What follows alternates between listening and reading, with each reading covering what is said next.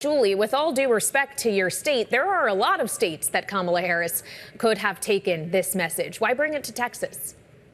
Absolutely. There are a lot of states, and this is one where she's likely not going to win. But she came to Texas because, like she said, she believes this is ground zero for the abortion fight. That is where she would like the focus to be. That is an issue. I mean, it's not enough to just say, I'm not Donald Trump. So coming here where this has become such a big issue, what it really is, Kailey, it is simply a backdrop for her to focus a national message. Well, and a backdrop for a rally this evening that's going to be star-studded. Julie, Beyonce and Willie. Who's more important here?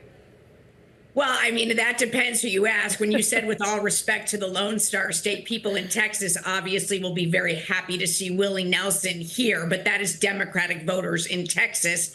Again, this is a Republican state. Beyonce, now, we're talking national appeal with no disrespect to Willie, but Beyonce is somebody that she's wanted on the trail with her for some time. She is from Houston, and it was somebody she was rumored to have coming to the convention. So having Beyonce here gives those viral moments that she is looking for as she takes this campaign into its final days.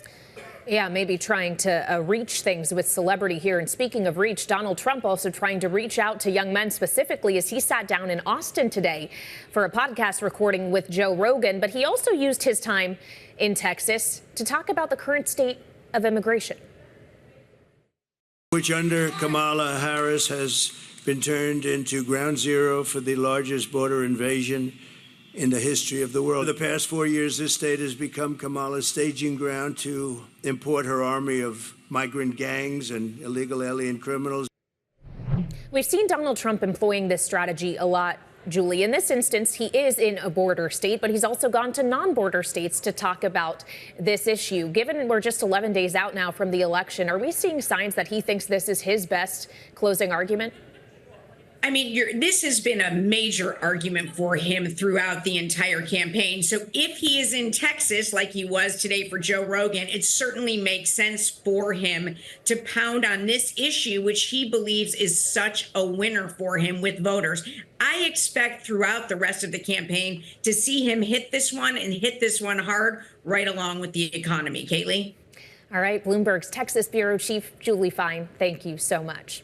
Now, while in Texas earlier today, Kamala Harris was also asked about an issue unrelated to Beyonce or reproductive rights. The question was, would she put Jamie Dimon, the CEO of JPMorgan, in her cabinet? Jamie Dimon wants to be a part of your cabinet. Have you talked to him about that? And do you think Wall Street should be a part of your cabinet? We have 11 days to go. I do not have a cabinet yet. And so the decisions I'm making are all about what I will be doing and what we will be doing to remind the American people of the power of their vote. So you haven't thought about that? I have not. Joining me now for more is Bloomberg Government's Kate Ackley in Washington. So, Kate, obviously there's been reporting in recent days about Jamie Dimon perhaps supporting Harris, but doing so quietly, not wanting to say so publicly as a big executive of a public company. But there are plenty of other Wall Street types and big business leaders who have been vocal in this election cycle and who are donating to prove it. We're seeing that revealed in the latest FEC filings as well. Yes, and one at the top of that list is Elon Musk. And, Bloomberg had a story today looking at more than, I think it was $132 million so far. He's given at least that much to, these are mostly super PACs, outside groups. Obviously, what you can give to candidates is capped. But what you can give to super PACs is only capped by your own bank account. And Elon Musk has a big bank account, and he has been donating heavily this election cycle to a pro-Trump super PAC and to other super PACs as well, including those backing Republicans for the Senate. Yeah, and of course, he's been out on the trail as well, trying to rally support for Trump. And it's interesting, some of his money through the PAC is being used to focus on the ground game, which the Trump campaign has outsourced. Kate, given the levels of early voting we are seeing, more than 30 million people have already cast a ballot, and more of them in a lot of these battleground states are Republican ballots than Democratic ones, or at least registered to people of those parties. What does it say about how that money is being deployed for turnout and if it's effective? Well, we've seen some states like Nevada, for example, have a rise in early voting among Republicans. It looks like, you don't know who they voted for, but you know what party affiliation they have. But we won't know until all the ballots are counted who actually wins, to be able to assess, is this ground game done by a super PAC or get out the vote efforts by the individual parties? I mean, both parties are financing big get out the vote efforts as well. So we won't, we'll have to wait until Election Day to see where there was success.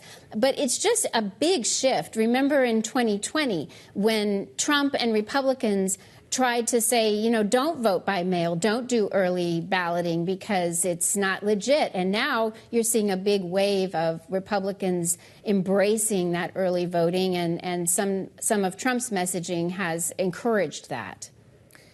Yeah, it's been fascinating to see how different these dynamics are compared to the 2020 election, although we do have to consider 4 years ago we were still in the middle of a pandemic, which was affecting voter behavior as well. Kate, finally, as we consider the money here that has been contributed, that these campaigns still have to work with, to what extent should we expect some to be conserved for the litigation that could follow this election, or is that litigation just going to inspire a new round of giving?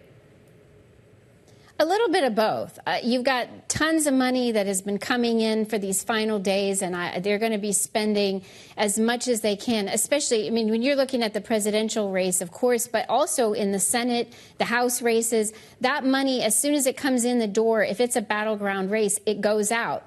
And the presidential races, they've got, huge, more than $1 billion each candidate has already raised. So you've got lots of money there, but there would also be fundraising in the event that there is, is expected big litigation challenges. You will see fundraising aimed at that as well.